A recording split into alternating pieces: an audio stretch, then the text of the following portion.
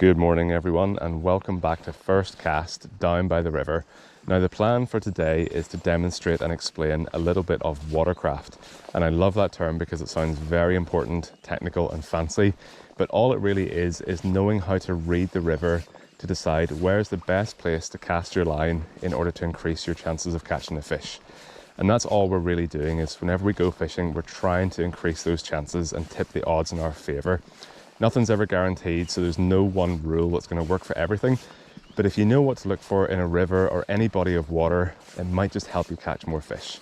So what I'm going to do is I'm going to climb this little tiny tower in front of me here to give you an aerial view of the river and then talk you through the different parts of the river and where I decide to make my casts whenever I'm going fishing.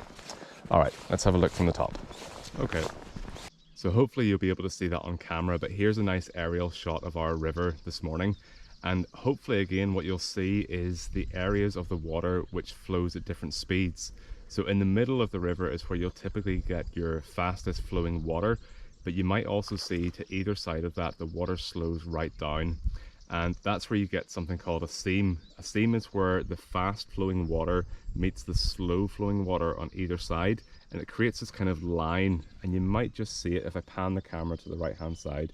You might just see a line that flows with the river, but it's a very visible line that marks the slow flowing water and the fast flowing water. And that is a great place to target fish, because fish tend to use the least amount of energy possible in order to maximize their chances of food.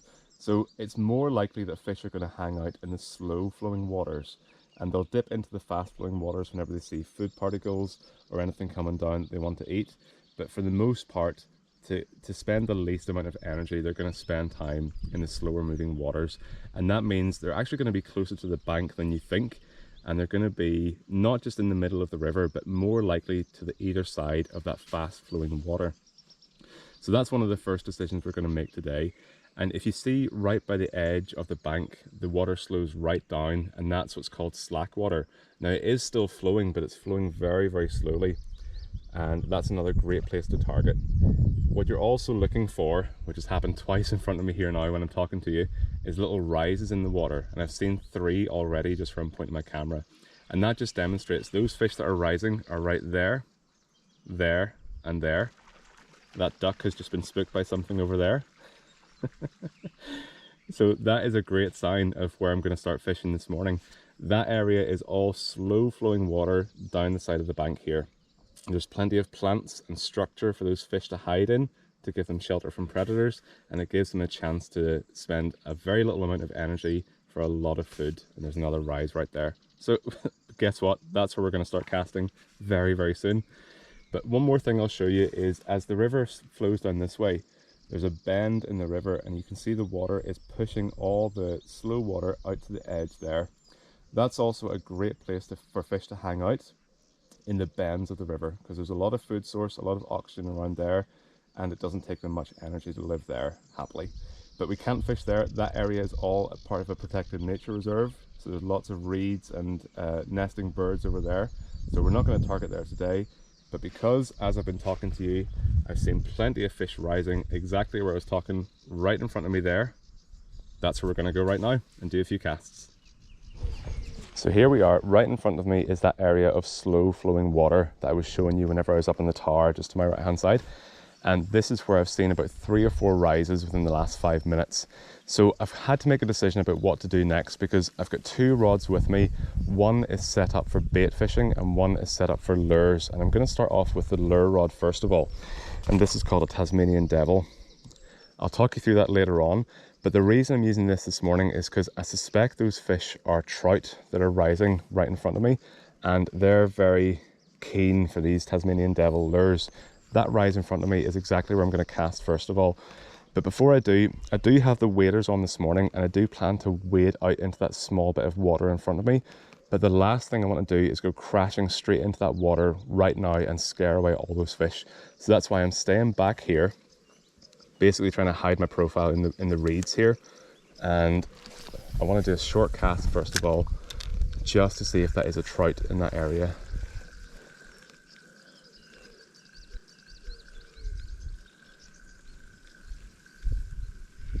And then what I'll do is we'll do a bit of lure fishing just to start off with. and then we'll switch to some of the baits as well that we have.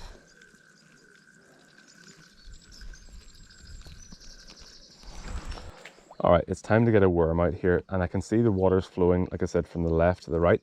So I'm going to cast over to the left and then let the water carry that worm in the currents down to the right hand side. Again, sticking to that slow moving water, and then just keeping an eye on that float.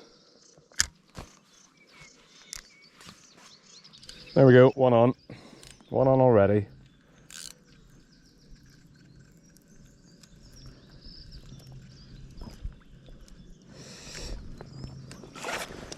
And I haven't got my net handy, so I'm just going to very, very quickly try and swing that in without losing it, if I can, because that is a really nice perch.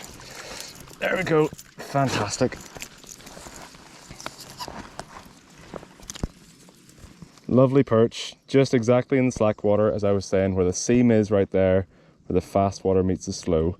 Let's get this unhooked, because normally where there's perch, there is a shoal of perch. So what I'm going to do, I'm going to need a bit of help getting those hooks out, I'm afraid. So sorry about that.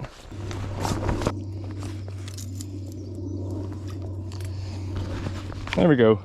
The hook's out. A little bit of blood in the mouth there because it got all 3 hook points in its mouth. But we are going to get it back safely straight away and then see if there's any more perch in this area, which there should be.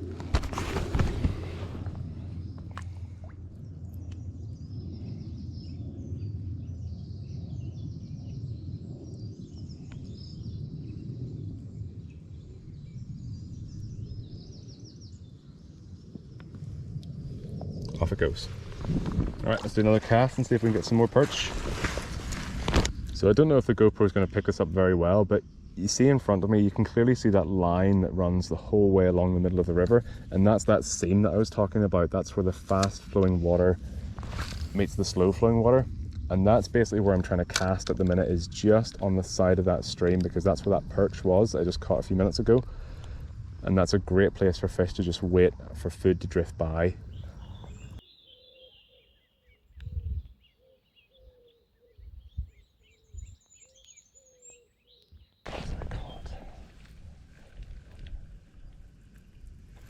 Yep, one more. I found where they are. Oh, it's just come off, right? So I know they're there. So that's where we want to be casting. It's just come off there, that perch. And that could be one on straight away. Yep, we found the shoal. We have found the shoal of perch. That's exactly what I was saying about. Now, again, I've made the mistake of my net's not exactly handy to me right now. Right, let's get the net. So we found a shoal of perch. So that's where we're going to focus our attention for a while. There's my net.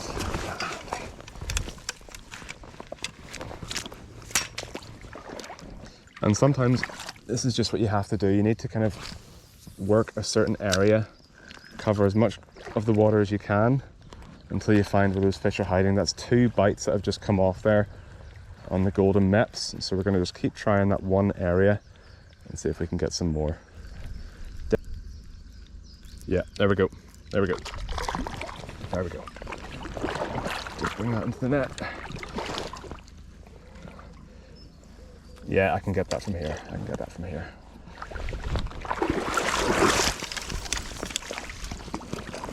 There. All right, as you can see, perch number 2 in the net, using our Watercraft and everything we talked about first thing this morning. Lovely fish. So, as I said before, perch are shoaling fish, and I've caught 2 in the same area using my Watercraft, everything we've talked about at the start of the video, and let's see if we can keep that going. We know where there's a shoal of perch now, and let's see if we can go for the 3rd one.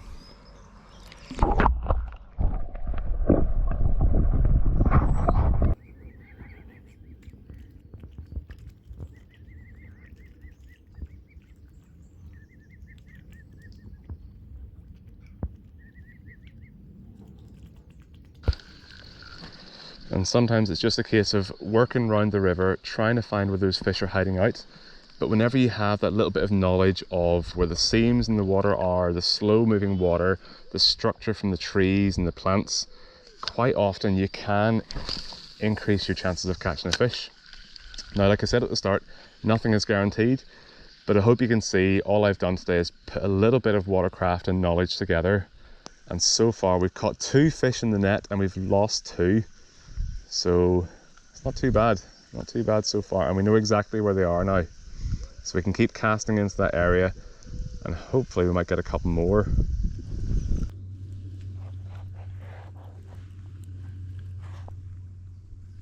Maybe one more on. I can't tell if it's that line again I've just caught. It could just be that line again. We'll see in a minute. Although I thought I brought most of the line out. Nope, that's a fish, that's not line. And I don't know what that is. I think that could be a trout actually. We'll soon find out. There wasn't much fight there until it came to the surface, so I don't even know if that is. Or it's our friend the pike. It is our friend. Oh God, you missed the net there, mate. What have you done? You've tangled yourself up. There we go. Ah, come on. Get in my net. Thank you. Well, this is turning into a multi-species session today. Oh, I swallowed that spinner really well, so let's get that out. All right. There we go. I'm happy enough we've had a good look at our pike. We've got it unhooked. It was deep hooked there, but we've got the hook out. So there we go. Let's get it back.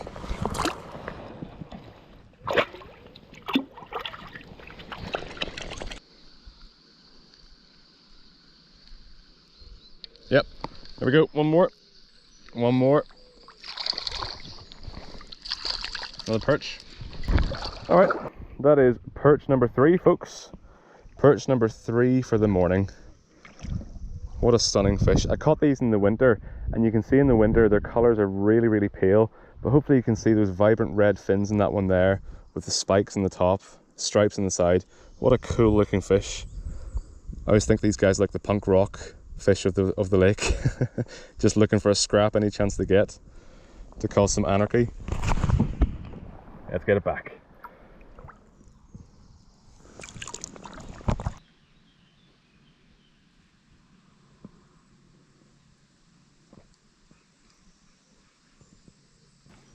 I have to say, this is kind of the type of fishing that I love, when you're just active, on your feet, in the water, getting stuck in. And the spinners are so effective for this sort of fishing at this time of year. I sometimes find there's certain times of the year the spinners just aren't really effective because the fish aren't actively chasing the lures. But whenever they are and everything comes together, oh, I think I was caught in something there. It all just works really, really well. Could be one more on. Yep, one more on. I had a hit on the spinner in that area and I lost it. And I've got one more on now. Just keen to see what it is first before. Ah, it's not a perch. Just swing it up. Look at that, perch number 4. Perch number 4 for the session. We've now broken even. So those 2 that we'd lost earlier on, we've now made up for it with our 4th perch of the morning. Really great stuff. I'm going to see if I can get an underwater shot of this guy swimming away.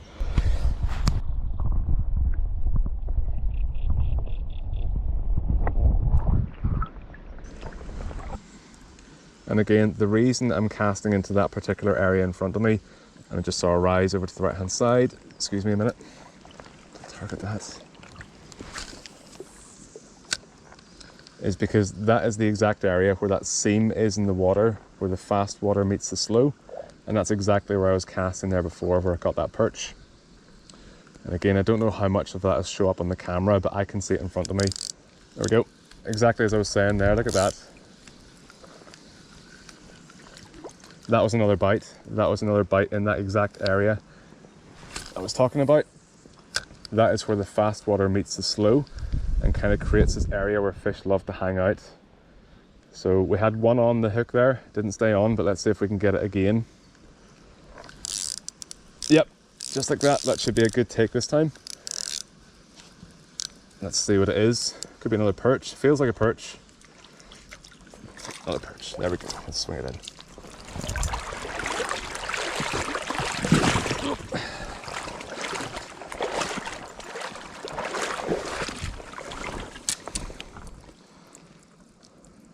Oops, just watch those spikes on top. Nicely hooked on the side, just a single hook in the mouth.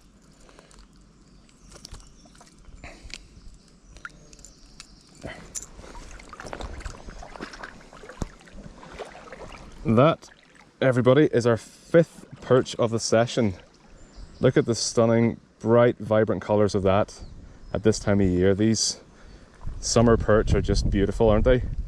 Such a fun fish to catch because you normally find a big shoal of them in one area. So whenever you cast in the same area, you're normally guaranteed to get quite a few. But let's let this little guy away.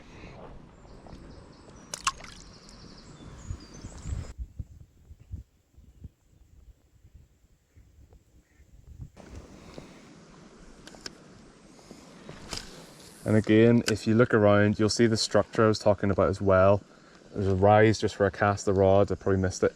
Oh, yep. That's another one. That's another one. Is it going to stay on? Yeah, I've lost it again. Right, the perch are there. They're going for the spinner. So let's keep the action going. Now, that was a terrible cast, by the way. The structure I was talking about is that tree in front of me, those reeds to the side. Perfect spot for fish to hang out. As you can see from perch number 6. I am having such a great morning here, folks. I really am. I'm not even going to bring that to the shore. Oh, I might have to. In fact, that's terribly hooked. Where's my rod? There we go. Perch number 6. Perch number 6. What a beautiful fish. And off it goes.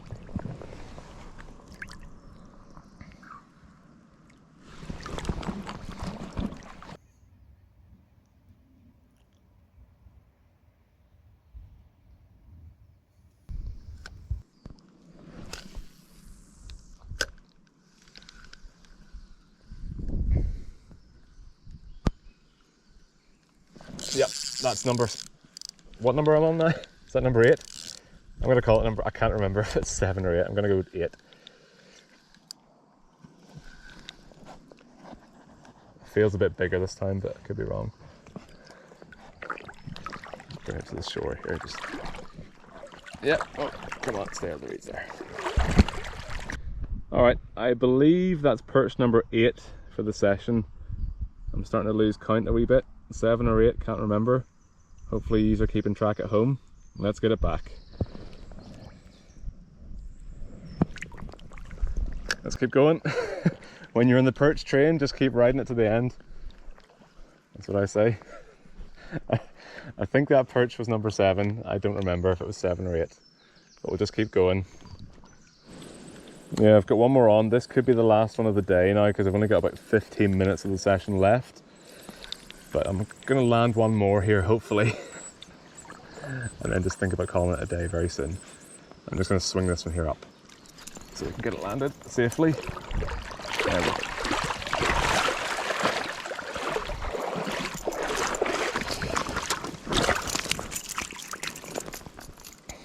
Calm down, calm down.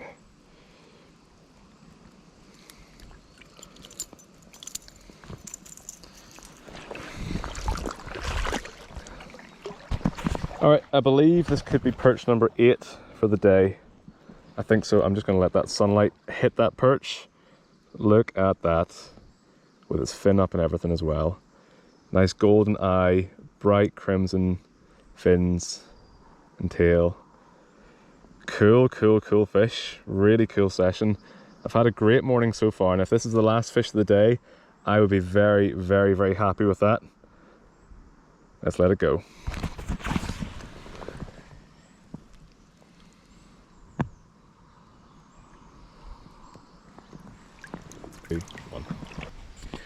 Well everyone, I just wanted to end the video at the same point where I started this morning, with this fantastic view of the river in front of me here. And I think my final count at the end of the day was 8 perch and 1 pike in the net, which is just an absolutely legendary session for me. Believe it or not, days like that only come about once a year for me, and typically I'm very lucky to catch between 1 and 3 fish at a time, if any at all. So I'm really glad that it's all come together today for the Watercraft video. And you can see my thought process behind where I was casting and the techniques I was using and how I was sort of changing things up as the day went on. It's all worked out really well today with a fantastic result in the end. I do hope you've enjoyed the video, whether it's just been a bit of entertainment for you, or maybe you've learned something to do with fishing, or maybe it's just inspired you to get outdoors. Either way, I really hope you've enjoyed watching it as much as I've enjoyed making it, and until next time, tight lines.